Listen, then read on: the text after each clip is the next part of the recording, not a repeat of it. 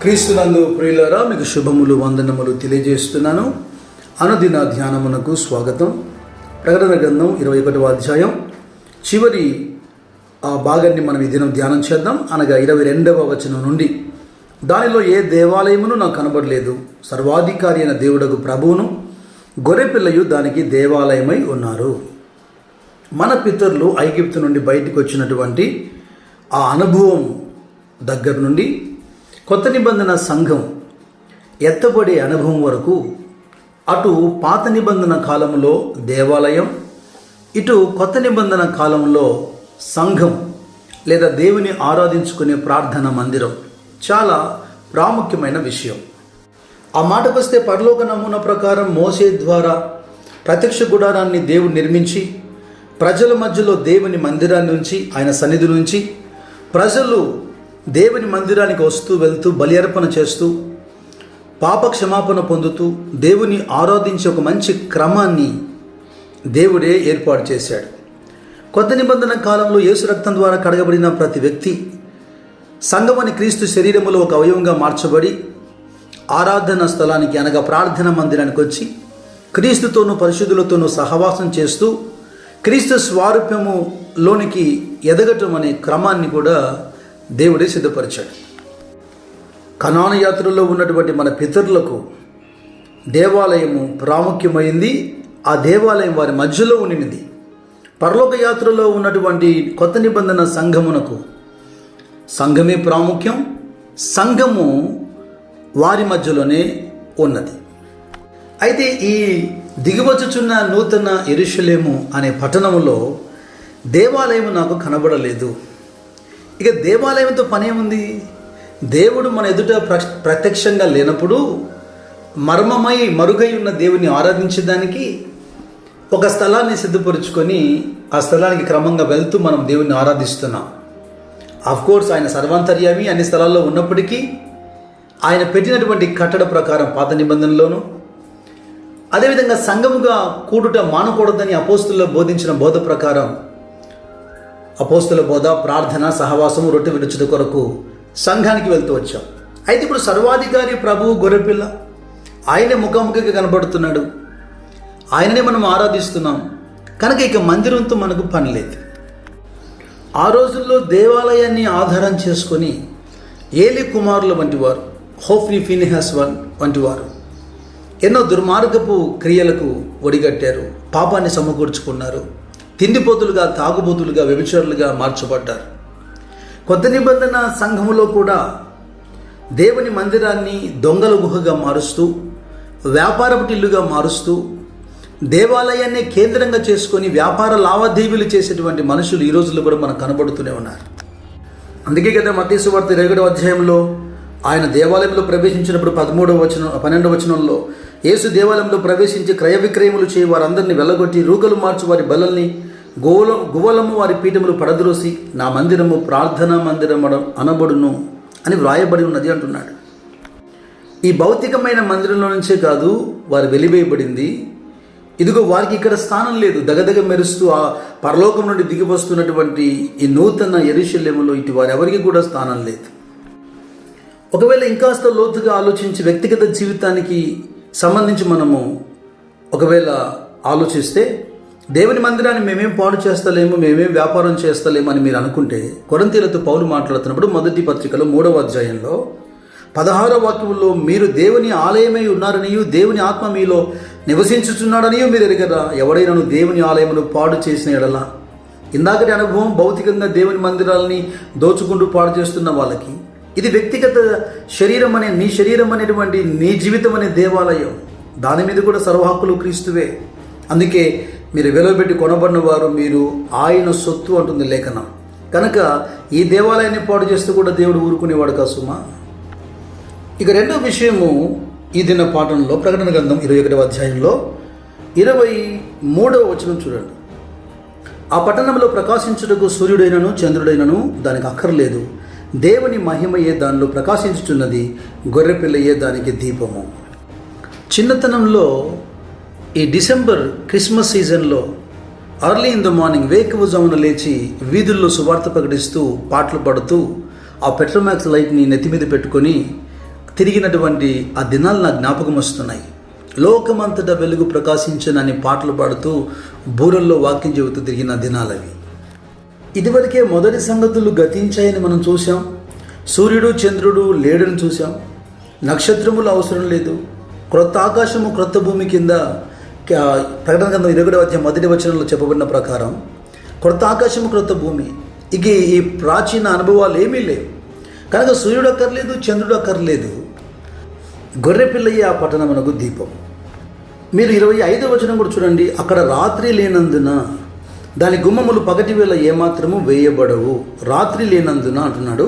22వ అధ్యాయంలో 4వ వాక్యంలో కూడా ఆయన దాసులు ఆయనను సేవించుచు ఆయన ముఖదర్శనం చేయుచుందురు, ఆయన నామం వారి నొసల యందు ఉండును. 5వ వచనం మొదటి మాటగా రాత్రి ఇక ఎన్నడూ ఉండదు. ఇక్కడ కూడా రాస్తున్నారు, దీపకాంతి అయినను సూర్యకాంతి అయినను వారికి అక్కర్లేదు, దేవుడైన ప్రభువే వారి మీద ప్రకాశించును, వారి యుగయుగములు రాజ్యము చేయుదురు. హల్లెలూయా. ఈ అనుభవాన్ని క్రీస్తుకు పూర్వం దాదాపుగా 700 సంవత్సరాల క్రితం బ్రతికినటువంటి ప్రవక్త అయిన యెషయా, అంటే ఇప్పటికే దాదాపుగా 2700 సంవత్సరాల క్రితం.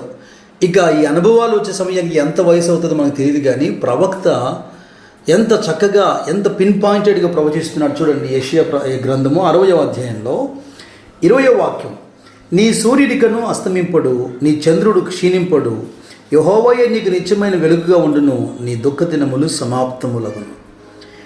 నీ సూర్యుడికను అస్తమించడు, నీ చంద్రుడు క్షీణింపడు అనే మాట మనకు బాగా అర్థం అవ్వాలి. సూర్యుడు అనేవాడు ఉంటే అస్తమిస్తాడు, చంద్రుడు అనేవాడు ఉంటే క్షీణిస్తాడు. ఆ పట్టణంలో సూర్యుడు లేడు కదా, చంద్రుడు లేడు కదా.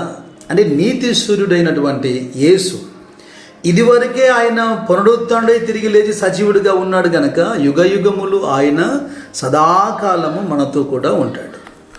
ఇక ఈ దిన పాఠంలో చివరి మాటగా 26, 27 వచనాలు మనం చదువుదాం. ప్రకటన గ్రంథం 21వ అధ్యాయం 26, 27 వచనాల్లో, జనములు తన మహిమను ఘనతను దానిలోకి తీసుకుని వచ్చుదరు, గొర్రెపిల్ల యొక్క జీవగ్రంథమందు వ్రాయబడిన వారే దానిలో ప్రవేశింతురు, కానీ నిషిద్ధమైనది ఏదైనాను అసహ్యమైన దాన్ని అబద్ధమైన దాన్ని జరిగించువాడైనను దానిలోనికి ప్రవేశింపడు.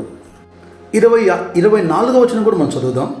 జనములు దాని వెలుగునందు సంచరింతురు, భూరాజులు తన మహిమను దానిలోకి తీసుకుని వస్తారు.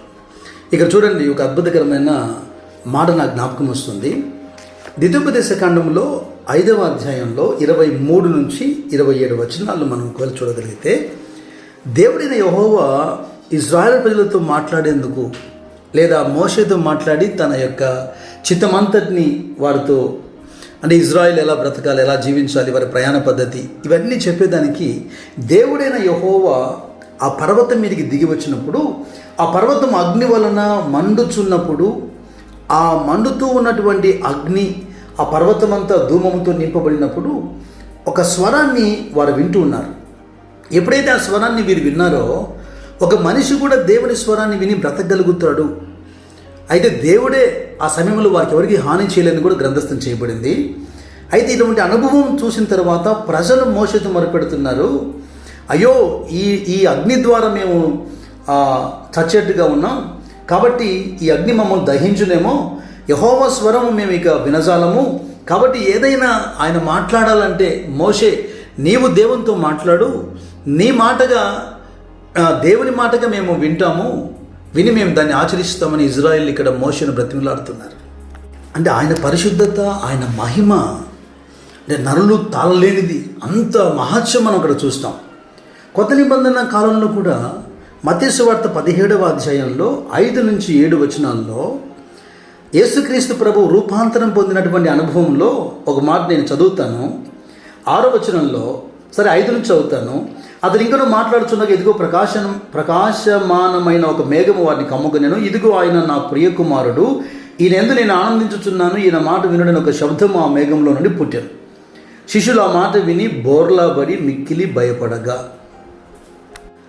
పాత నిబంధన కాలంలో ఆ మహిమను, దేవుని మహిమను చూసి ప్రజలు ఎలా భయపడ్డారో, ఇక్కడ కూడా క్రీస్తు యొక్క మహిమను చూసి శిష్యులు మిక్కిలి భయపడి బోర్లా పడిపోయారట. నేను ఎందుకు ఈ మాటలు జ్ఞాపకం చేస్తున్నానంటే, ఇప్పుడు క్రీస్తు మనకిస్తున్న అనుభవం పరిశుద్ధులు, అపోస్తులు, ప్రవక్తలు ఆయన మహిమకు తాళలేక భయపడిపోయారే. మహిమతో మందిరాన్ని నింపినప్పుడు మోషే సైతం ఆ ప్రత్యక్ష గుడారంలోకి వెళ్ళలేకపోయాడని రాశారే. అలాంటిది మనము ఆయనతో నివసించడం అదే మహిమలో. మరి ఇటువంటి శ్రేష్టమైన అనుభవాలు ఎవరికి వస్తాయంట? గొర్రెపిల్ల యొక్క జీవగ్రంథం అందు వ్రాయబడిన వారే. యెషయా అన్నాడు 35వ అధ్యాయం 9వ వచనంలో యెహోవా ద్వారా విమోచించబడిన వారని. యోవేలు ప్రవక్త అన్నాడు 3:17లో అన్యుడు అందులో ప్రవేశించరాదు. అపోస్తలుడైన పౌలు ఫిలిప్పీయులకు రాసిన పత్రిక 4వ అధ్యాయం 3వ వచనం ప్రకారం సువార్త పనిలో ప్రయాసపడిన వారు, అదే సమయంలో సువార్త కొరకు ప్రయాసపడుతున్న వారికి సహకరించిన వారు వీరే కదా జీవగ్రంథంలో తమ పేరును నమోదు చేసుకునే అనుభవం కలిగిన వారు. గొర్రెపిల్ల యొక్క రక్తంతో కడగబడిన వారు గొర్రెపిల్ల యొక్క జీవగ్రంథం అందు తప్పగా రాయబడి ఉంటారు.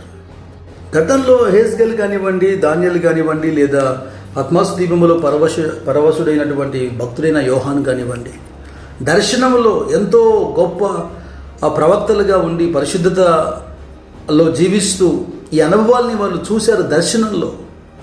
కానీ సంఘముకు దేవుడిస్తున్న కృప ఏంటంటే మనమందరం ముఖాముఖిగా ఈ అనుభవాల్ని అనుభవించబోతున్నాం.